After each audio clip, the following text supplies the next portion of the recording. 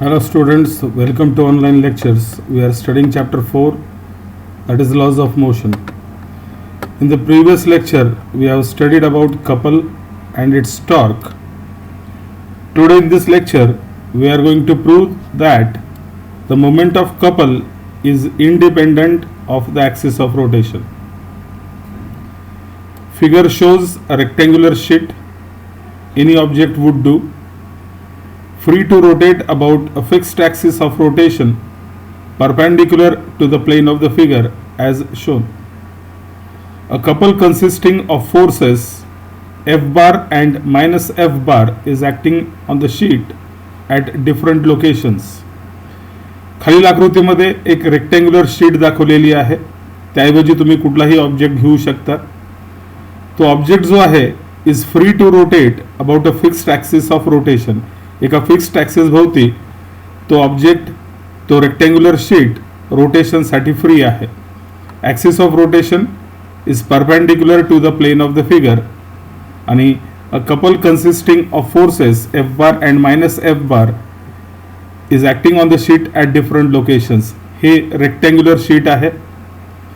यावरती, या पॉईंटवरती एफ बार फोर्स ॲक्ट होतो आहे, ही त्याची लाईन ऑफ ॲक्शन आहे. या पॉईंटवरती minus F bar force act होतो आहे, ही त्याची लाईन ऑफ ॲक्शन आहे. हा जो पॉईंट आहे ही ॲक्सिस ऑफ रोटेशन आहे. Axis of rotation perpendicular to the plane of the figure. म्हणजे हा जो कागद आहे, हे जे स्क्रीन दिसतं आहे याला परपेंडिक्युलर म्हणजे आपल्यापासून या स्क्रीनच्या आतमध्ये जाणारी ॲक्सिस ऑफ रोटेशन आहे. या ॲक्सिस भोवती हे रेक्टँग्युलर शीट रोटेशनसाठी फ्री आहे. ॲक्सिस पासनं हा जो फोर्स आहे plus f bar, axis of rotation पासून तो एक्स अंतरावरती ॲक्ट होतोय. हा दुसरा फोर्स मायनस एफ बार जो आहे तो या ॲक्सिस ऑफ रोटेशन पासून वाय डिस्टन्स वरती ॲक्ट होतोय आणि या दोन फोर्सेस मधलं परपेंडिक्युलर डिस्टन्स हे आर आहे. Here we are considering the torque of a couple to be two torques due to individual forces causing rotation about the axis of rotation.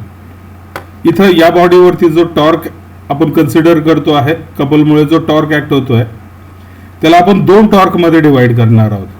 या individual forces, हे दोन फोर्सेस आहेत. या फोर्सचा torque घेणार आपण आणि या फोर्सचा टॉर्क घेणार. कपल दोन फोर्सेस ऍक्ट होत आहेत. त्या कपलचा जो काही टॉर्क आहे या टॉर्कला आपण दोन भागांमध्ये डिवाइड करणार आहोत. या दोन इंडिव्हिज्युअल फोर्सेसचे वैयक्तिक जे टॉर्क आहेत ते टॉर्क दिलेल्या ॲक्सिसच्या भोवती आपण कन्सिडर करणार आहोत. In figure A the axis of rotation is between the line of action of the two forces consisting the couple.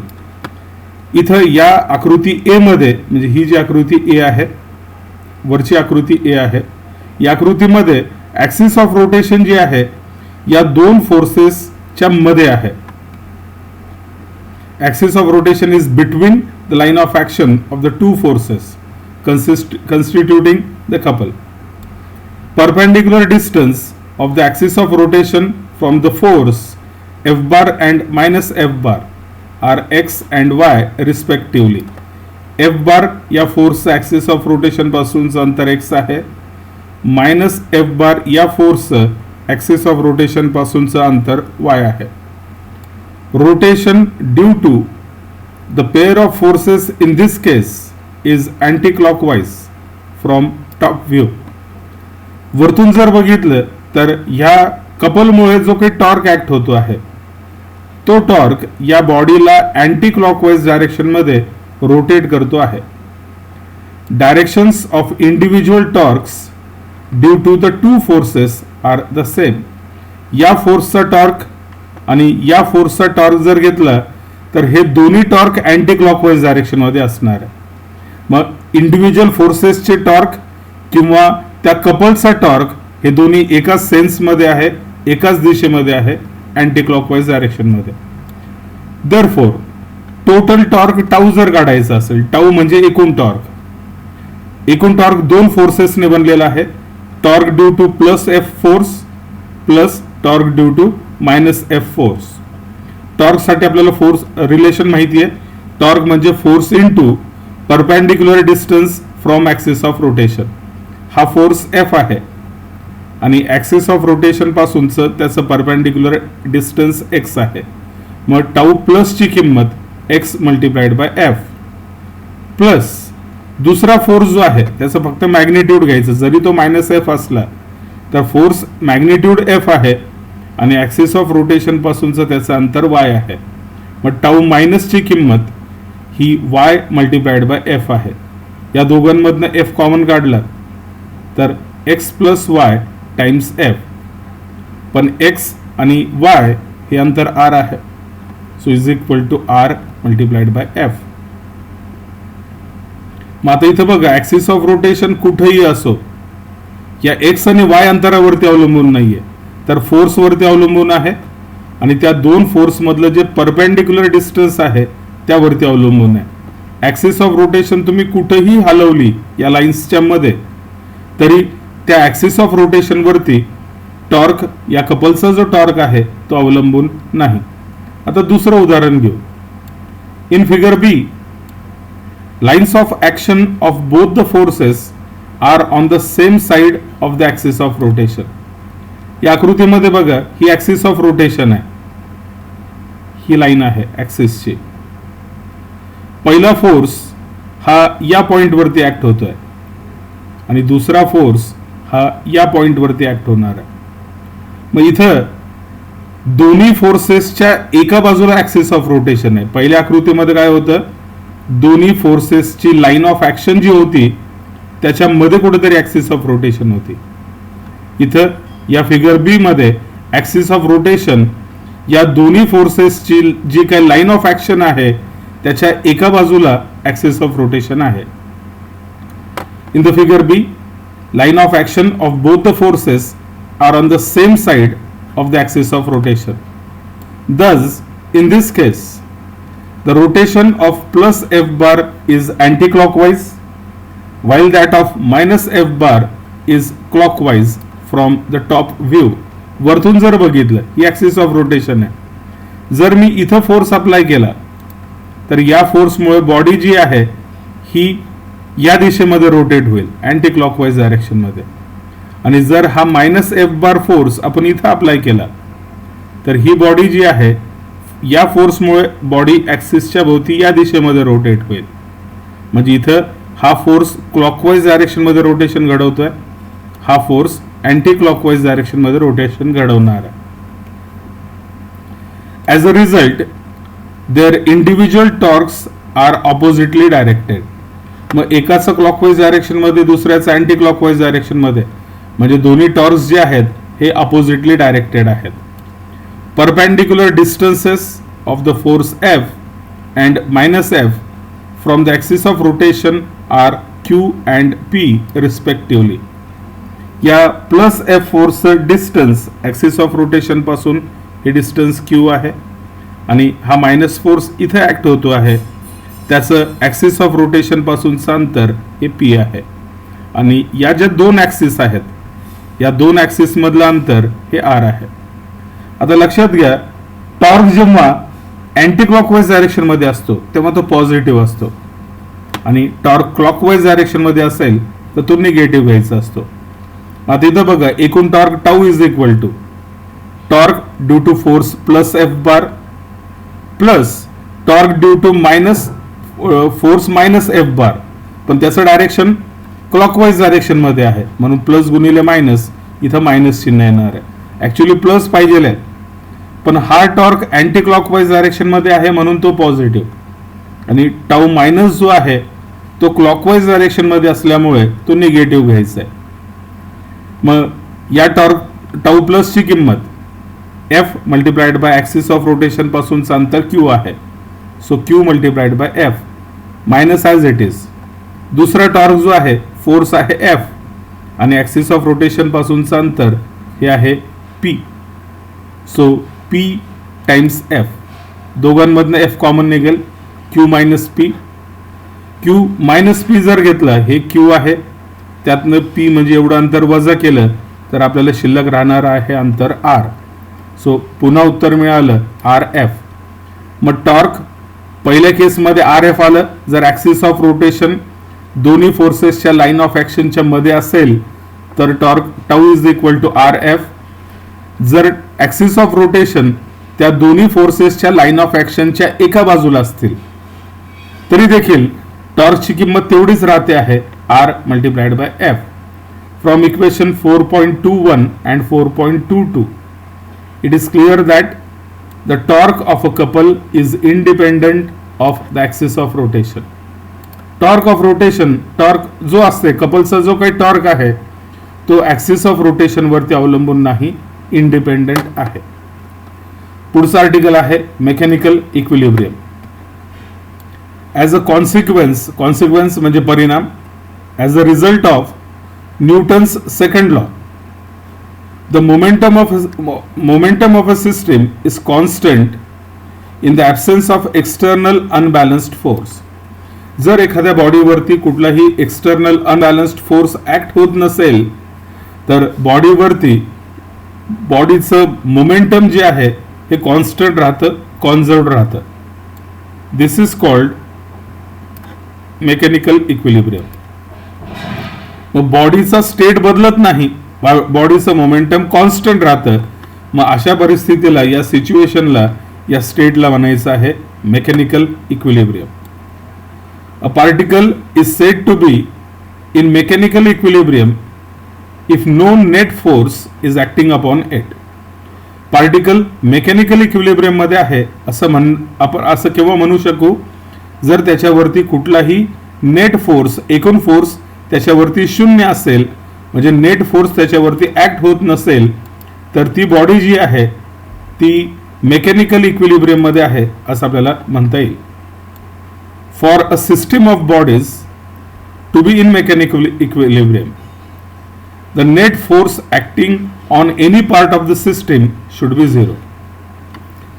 पार्टिकलच्या ऐवजी जर आपण सिस्टम ऑफ बॉडीज घेतली, अनेक बॉडीजचा एक समूह घेतला ज्याला आपण सिस्टम ऑफ बॉडीज असं म्हणणार आहोत, तर for a system of bodies to be in mechanical equilibrium the net force acting on any part of the system should be zero.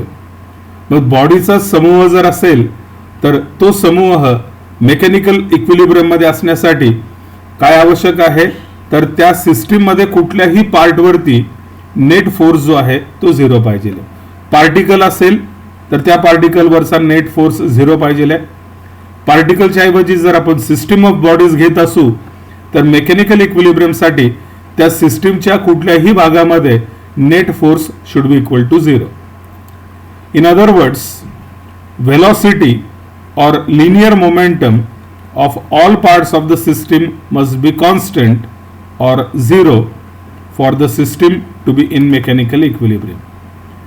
System mechanical equilibrium मध्ये असण्यासाठी त्या बॉडीच्या प्रत्येक पार्टचा, त्या सिस्टीम मध्ये प्रत्येक पार्ट जो आहे त्याची व्हेलॉसिटी किंवा त्याचा लिनियर मोमेंटम हा एकतर कॉन्स्टंट पाहिजे किंवा झिरो पाहिजे.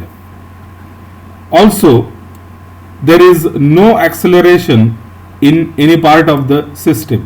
आता velocity constant आहे, velocity आणि linear momentum constant आहे.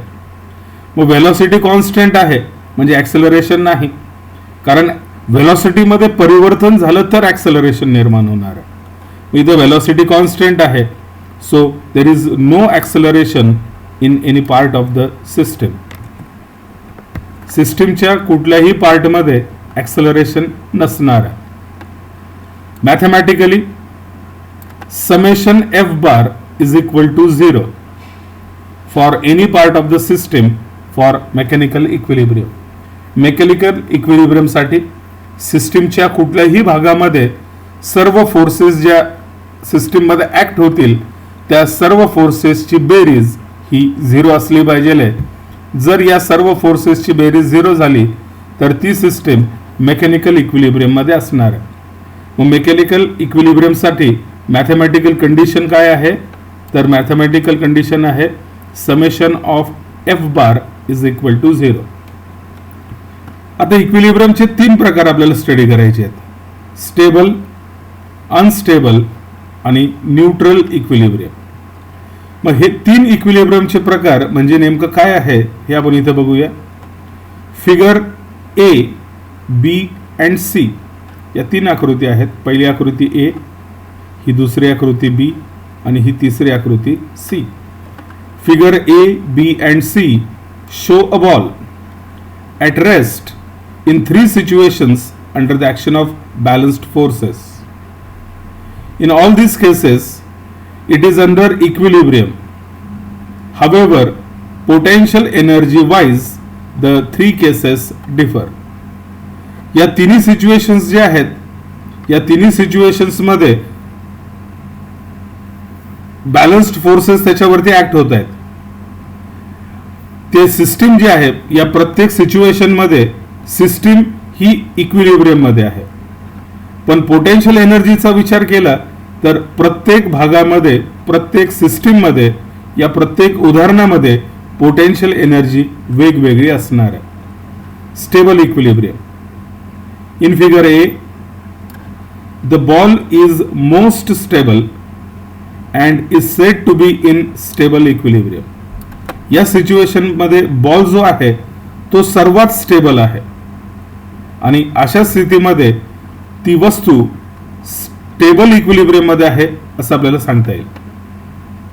If it is disturbed slightly from its equilibrium position and released, it tends to recover its position. In this case, potential energy of the system is at its local minimum. या situation मध्ये वस्तू सगळ्यात stable आहे. जर त्या वस्तूला आपण किंचित जरी हलवलं तर ती वस्तू पूर्वी ज्या जागेवरती होती त्या जागेवरती परत येण्याचा प्रयत्न करेल. आणि या केसमध्ये त्या सिस्टीमची जी काही पोटेन्शियल एनर्जी आहे ती मिनिमम असणार आहे. Potential energy of the system is at its local minimum. Unstable equilibrium. पुढची figure B. In figure B, the ball is said to be in unstable equilibrium.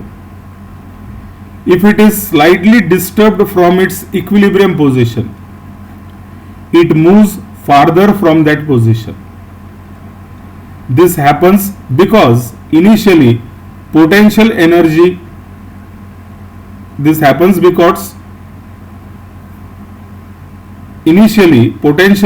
of the system is at its local maximum. If disturbed, it tries to achieve the configuration of minimum potential energy. आता इथं बघा, या system मध्ये potential energy सुरुवातीला सर्वात जास्त म्हणजे maximum आहे. जर आपण इथं बॉडीचा स्टेट डिस्टर्ब केला, त्याला किंचितचा फोर्स अप्लाय केला तर बॉडी खाली जाणार आहे आणि अशा पोझिशनवरती थांबेल जिथं त्याची पोटेन्शियल एनर्जी मिनिमम होईल. म्हणजे ही वस्तू पुन्हा या जागेवरती परत येऊ शकत नाही. पोटेन्शियल एनर्जी मॅक्झिमम आहे, ती लोअर पोटेन्शियल एनर्जी कडे जाते आहे. म्हणून ही जी कंडिशन आहे हिला म्हणायचं आहे अनस्टेबल इक्विलिब्रियम. तिसरा प्रकार आहे neutral equilibrium. Figure C, potential energy of the system is constant over a plane and remains the same at any position. इथं कुठल्याही पोझिशन मध्ये त्या बॉडीची जी काही पोटेन्शियल एनर्जी आहे ही कॉन्स्टंट राहणार आहे. Thus, even if the ball is disturbed, it still remains in equilibrium at practically any position. This is described as neutral equilibrium. इथं किंचित जरी फोर्स अप्लाय केला ती थोडीशी पुढे जाईल, पण तिथं सुद्धा ती तशीच इक्विलिब्रियम मध्ये राहणार आहे. मग अशी जी अवस्था आहे जिथं पोटेन्शियल एनर्जी जी आहे कुठल्याही स्थानावरती कॉन्स्टंट आहे, स्थान बदललं तरी पोटेन्शियल एनर्जी बदलत नाही, त्या बॉलची जागा किंचित आपण डिस्टर्ब केली तरी देखील ती कायमस्वरूपी इक्विलिब्रियम मध्ये राहतील. ती कुठल्याही पोझिशन मध्ये गेली तरी तिथं ती इक्विलिब्रियम मध्ये राहील. मग अशा सिच्युएशनला म्हणायचं आहे न्यूट्रल इक्विलिब्रियम. स्टेबल इक्विलिब्रियम मध्ये बॉडी लोकल मिनिमम पोटेन्शियल एनर्जीवरती आहे. जरी आपण त्याची पोझिशन डिस्टर्ब करण्याचा प्रयत्न केला तर बॉडी पूर्वीची जी जागा आहे ती ॲक्वायर करण्याचा प्रयत्न करेल आणि अशा परिस्थितीमध्ये ती बॉडी स्टेबल इक्विलिब्रियममध्ये आहे असं म्हणता येईल. दुसऱ्या आकृतीमध्ये बॉडी लोकल मॅक्झिमम पोटेन्शियल एनर्जीवरती आहे. त्याचं स्थान डिस्टर्ब केलं तर बॉडी मिनिमम पोटेन्शियल एनर्जीकडे जाईल आणि तिथं स्थिर होईल. पुन्हा तिथं जाऊन ती इक्विलिब्रियममध्ये येईल. ही स्टेट पुन्हा येऊ शकत नाही. मग इथं ही जी कंडिशन आहे ती अनस्टेबल आहे म्हणून याला अनस्टेबल इक्विलिब्रियम म्हणायचं. आणि इथं कुठल्याही स्थानावरती पोटेन्शियल एनर्जीची किंमत सारखीच आहे. मग किंचित जरी आपण त्याची पोझिशन डिस्टर्ब केली तर ऑब्जेक्ट पोझिशन बदलेल पण अजूनही तो इक्विलिब्रियम मध्ये राहणार आहे. मग अशा सिच्युएशनला म्हणायचं आहे न्यूट्रल इक्विलिब्रियम.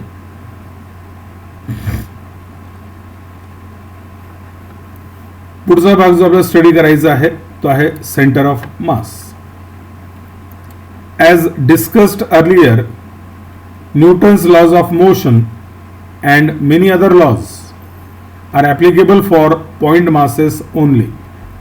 न्यूटनचे नियम जे आहे हे जेव्हा आपल्याला अप्लाय करायचे असतात तेव्हा ते अप्लाय करण्यासाठी पॉइंट मासचा विचार करायला पाहिजे. मोठी बॉडी असेल तर न्यूटनचे नियम तिथं लागू होत नाही. However, in real life, we always come across finite objects of measurable size. Newton law apply करण्यासाठी ऑब्जेक्ट कसा असला पाहिजे, पॉइंटच्या आकाराचा पाहिजे, म्हणजे पॉइंट मास असला पाहिजे. पण रिअल लाईफमध्ये आपल्याला ज्या सिच्युएशन्स पाहायला मिळतात त्यामध्ये ऑब्जेक्टची साईज जी आहे ती फायनाईट असते, ती मेजरेबल असते. Concept of centre of mass short form आहे C.M. Concept of center of mass helps us in understanding these objects to be point objects at a particular location, thereby allowing us to apply Newton's laws of motion. Center of mass हा concept त्या ऑब्जेक्ट्सना point objects म्हणून पाहण्यासाठी उपयुक्त ठरतोय. तो point object त्या ऑब्जेक्टच्या आतमध्ये कुठेतरी पर्टिक्युलर लोकेशनवरती असेल आणि जर त्या लोकेशनवरती आपण फोर्स अप्लाय केला तर त्या बॉडीचं जे मोशन आहे ते न्यूटनच्या नियमांना अनुसरून असणार आहे. आता एक साधं उदाहरण घ्या. तुमच्या टेबलवरती एक पेन्सिल पडलेली आहे. जर आपण पेन्सिलच्या एका टोकाला फोर्स अप्लाय केला, न्यूटनचं म्हणणं काय आहे की कुठल्याही बॉडीला फोर्स अप्लाय केला तर तिचा स्टेट बदलतो, ती बॉडी ट्रान्सलेशनल मोशन मध्ये येते.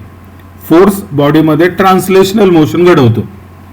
पण ही जी बॉडी आहे पेन्सिल, या पेन्सिलच्या एका टोकाला जेव्हा मी फोर्स अप्लाय करतो तेव्हा आपल्याला पेन्सिल गोल गोल पुढे सरकत जाताना दिसते. ती गोल फिरत जाते आणि पुढे सरकते. मग इथं या फोर्सने त्या पेन्सिलमध्ये रोटेशनल मोशन पण घडवलं, ट्रान्सलेशनल मोशन पण घडवलं. म्हणजे या बॉडीचं मोशन न्यूटनच्या नियमांना अनुसरून नाही. मग जर मला या बॉडीचं मोशन न्यूटनच्या नियमांना अनुसरून अभ्यासायचं असेल तर आपल्याला त्या बॉडीचं जे सेंटर आहे त्या बॉडीच्या आतमध्ये एक पर्टिक्युलर पॉइंट आहे जिथं त्याचं संपूर्ण मास कॉन्सन्ट्रेट झालेला आहे असं आपल्याला गृहीत धरता येईल. मग हा जो पॉइंट आहे जिथं बॉडीचं सगळं मास केंद्रित झालेलं आहे त्या पॉइंटला म्हणायचं आहे सेंटर ऑफ मास. पेन्सिलचा जो एक्झॅक्ट सेंटर आहे, जर त्या एक्झॅक्ट सेंटरवरती जर आपण फोर्स अप्लाय केला तर अशा परिस्थितीमध्ये ती पेन्सिल आता गोल फिरत जाणार नाही, ती सरळ जाणार आहे. मग सेंटर ऑफ मास कुठल्याही बॉडीचं मोशन न्यूटनच्या नियमानुसार जर अभ्यासायचं असेल तर त्या बॉडीचं सगळं वजन त्या बॉडीच्या आतमध्ये एका पर्टिक्युलर पॉइंटवरती केंद्रित करायचं. जर त्या पॉइंटवरती आपण फोर्स अप्लाय केला तर बॉडीचं मोशन न्यूटनच्या नियमांना अनुसरून असतं. मग हा जो पॉइंट आहे जिथं आपण बॉडीचं मास केंद्रित करणार आहोत जेणेकरून बॉडीचं मोशन न्यूटनच्या नियमांना अनुसरून घडेल, त्या पॉइंटला म्हणायचं आहे centre of mass. Mathematical understanding of centre of mass. Centre of मासचं मॅथमॅटिकली अर्थ आपण बघण्याचा प्रयत्न करू. System of N particles.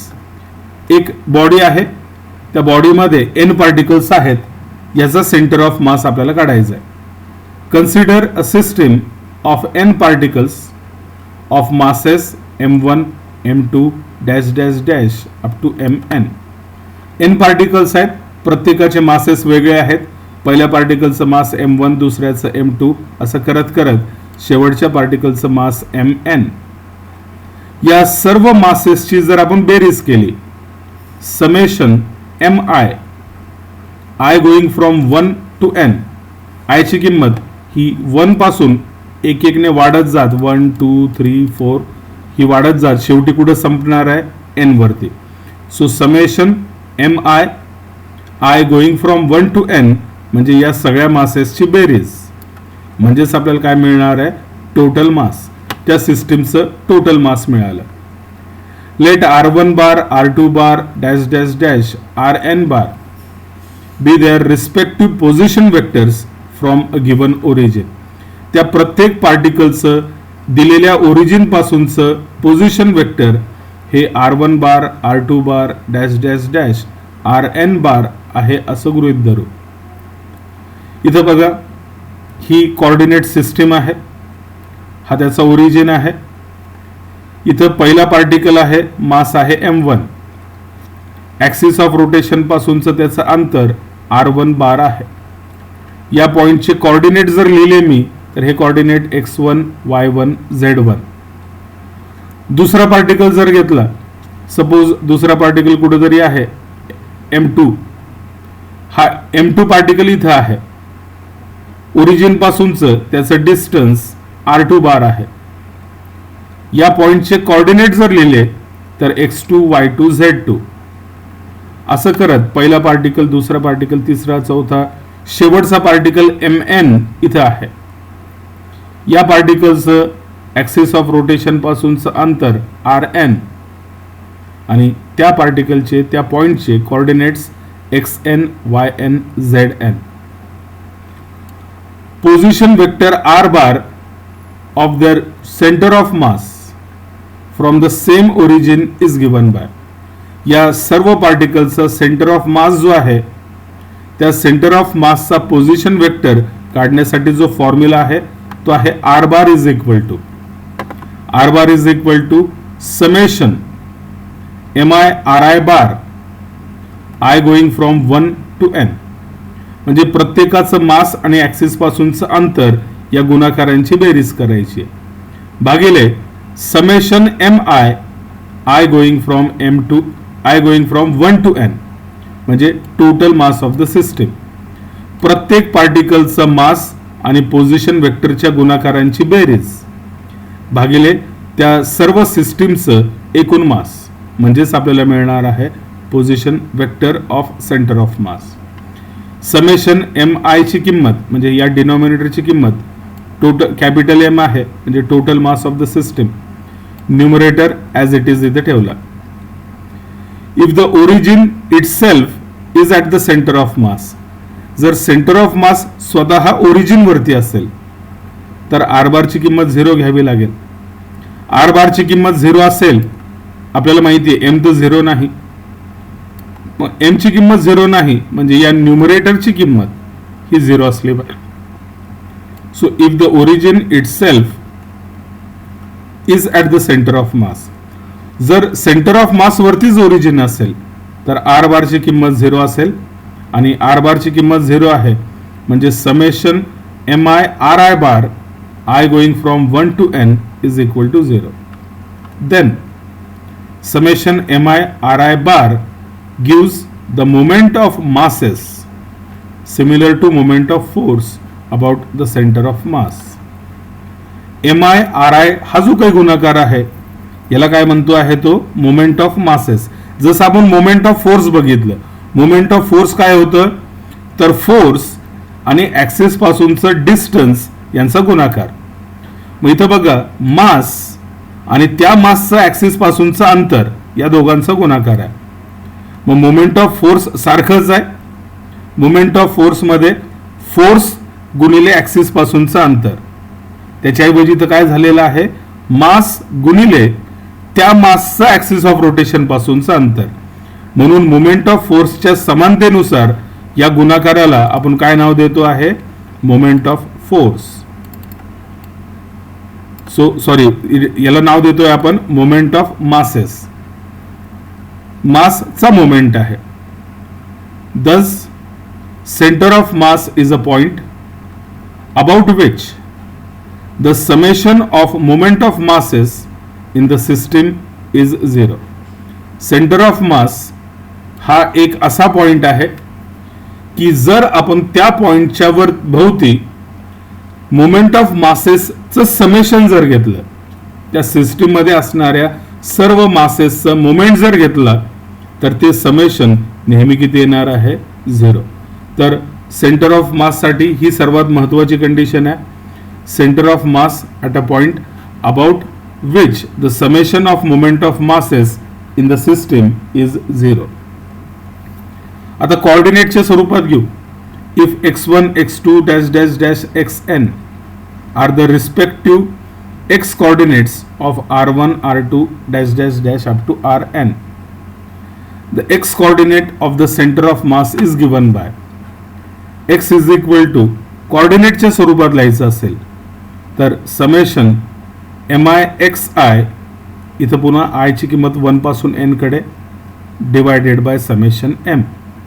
हे कॅपिटल M आहे, so summation mi xi i going from 1 to n divided by capital M. इथं बघा पोझिशन वेक्टर, सेंटर ऑफ मासचा पोझिशन वेक्टर काढायचा असेल तर प्रत्येक मासला त्याच्या पोझिशन वेक्टरने गुणायचं आहे. आणि जर कोऑर्डिनेट काढायचं असेल तर इथं प्रत्येक मासला त्याच्या करस्पॉन्डिंग कोऑर्डिनेटने गुणायचं आणि अशा सर्व गुणाकारांची बेरीज करायची. सिमिलरली या समानतेवरनं Similarly, y and z coordinates of the center of mass are respectively given by. आता इथं बघा y coordinate काढायचा आहे, so y is equal to बदल काय होईल, summation miyi i going from 1 to n भागिले m. y coordinate आहे म्हणून प्रत्येक मासला त्याच्या y coordinateने गुणाकार केलेला आहे आणि अशा सर्व गुणाकारांची बेरीज करायची. अँड z कोऑर्डिनेट काढायचा असेल तर शेवटचा फॉर्म्युला घेऊ, summation mizi i going from 1 to n divided by capital M. इथं x, y आणि z हे सेंटर ऑफ मासचे कोऑर्डिनेट, हा सेंटर ऑफ मास आहे, याचे कोऑर्डिनेट x, y, z आहे. प्रत्येक पार्टिकल जर घेतला, हा पहिला पार्टिकल आहे, कोऑर्डिनेट्स किती आहेत, x1, y1, z1. हा दुसरा पार्टिकल आहे m2, कोऑर्डिनेट्स किती आहे, x2, y2, z2. हा शेवटचा पार्टिकल आहे mn, कोऑर्डिनेट्स काय आहेत, xn, yn, zn. मग सेंटर ऑफ मासचे कोऑर्डिनेट्स x, y, z आणि प्रत्येक पार्टिकलचे coordinates x1, y1, z1, x2, y2, z2 etcetera. Continuous mass distribution. इथं बघा पार्टिकल्स जे आहेत स्कॅटर्ड आहेत, विखुरलेले आहेत, लांब लांब आहे. पण जर बॉडीमध्ये असणारे पार्टिकल्स एक समान पद्धतीने डिस्ट्रीब्यूट झालेले असतील, म्हणजे कंटिन्युअस मास डिस्ट्रीब्युशन असेल, तर for a continuous mass distribution with uniform density we need to use integration instead of summation.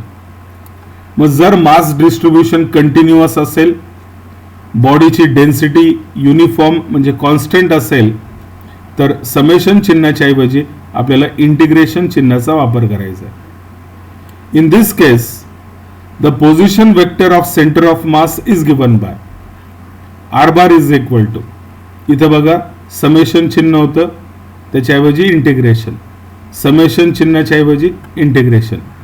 So r bar is equal to integration r bar dm भागिले integration dm.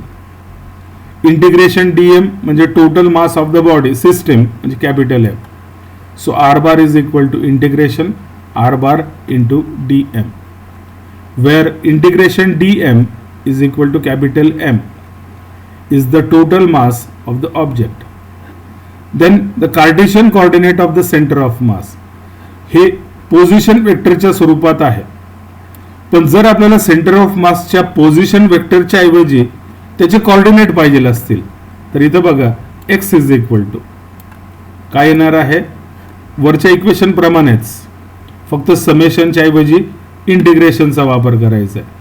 So x is equal to integration x dm upon m, y is equal to integration y dm upon m आणि z is equal to integration z dm upon m. Same आहे. Particles जर scattered असतील तर summation चिन्हाचा वापर करायचा.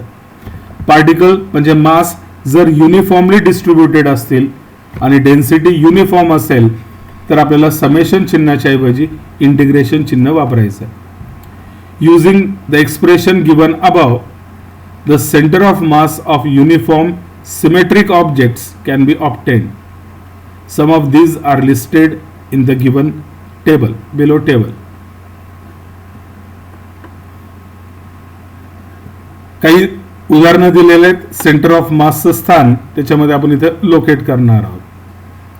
System of 2 point masses, 2 point masses आहेत, यांचा सेंटर ऑफ मास.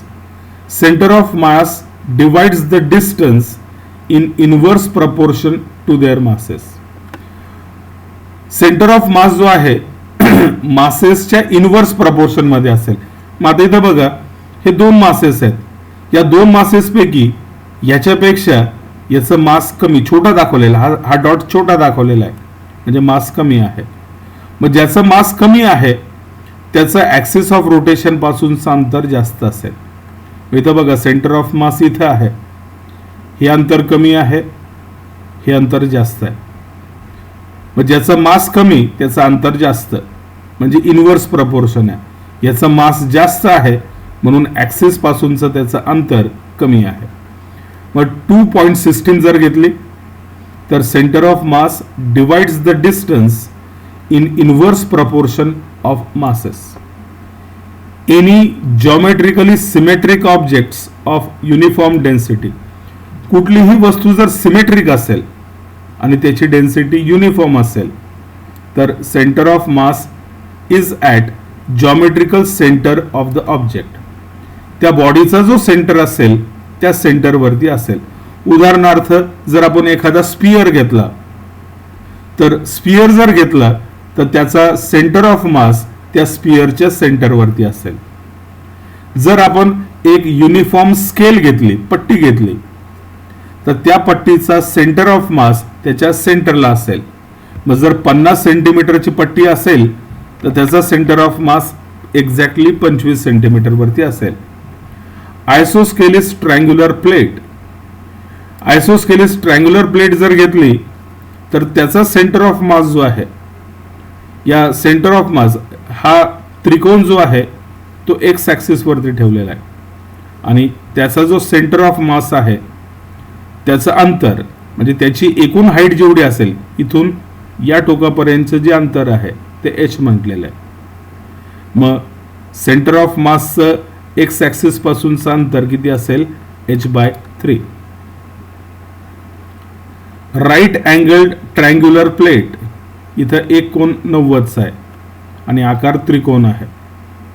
मग इथं राईट अँगल्ड ट्रायंग्युलर प्लेट जर असेल तर एक्स कोऑर्डिनेट जो आहे इथं बघा ही बाजू एक्स ऍक्सिस वरती आहे, एक्स ऍक्सिसच्या दिशेमध्ये त्याची लांबी p आहे. ही बाजू y ऍक्सिसच्या दिशेमध्ये आहे, y ऍक्सिसच्या दिशेमध्ये त्याची लांबी q आहे. मग एक्स कोऑर्डिनेट जो आहे ते p/3 असेल, y कोऑर्डिनेट q/3 असेल. सेंटर ऑफ मास इथं कुठेतरी असेल या p च्या 1/3 आणि या q च्या 1/3. इथं कुठेतरी त्याचा सेंटर ऑफ मास असेल. Thin semi circular ring of radius r, एक रिंग घेऊ, या रिंगची रेडियस r आहे. रिंगचा डायमीटर जो आहे तो एक्स ऍक्सिस वरती आहे आणि y ऍक्सिस या व्हर्टिकल डायमीटर बरोबर कोइन्साइड होते आहे. मग त्याचा centre of mass x coordinate त्याचा 0 असेल आणि वाय कोऑर्डिनेट जो आहे 2r/π एवढ्या अंतरावरती असेल. म्हणजे इथून हे जे अंतर आहे सेंटर ऑफ मासचं, सर्कलचा सर्कम्फरन्स 2πr असतो. मग वाय कोऑर्डिनेट जो आहे तो 2r/π एवढ्या डिस्टन्स वरती असेल. इथं आपल्याला डिटेलमध्ये जायचं नाही. या प्रत्येक आकृतीचे जे सेंटर ऑफ मासचे लोकेशन्स आहेत हे तुम्ही नीट बघून घ्या. प्रॉब्लेम्समध्ये कुठेतरी हे तुम्हाला वापरण्याची गरज पडू शकते.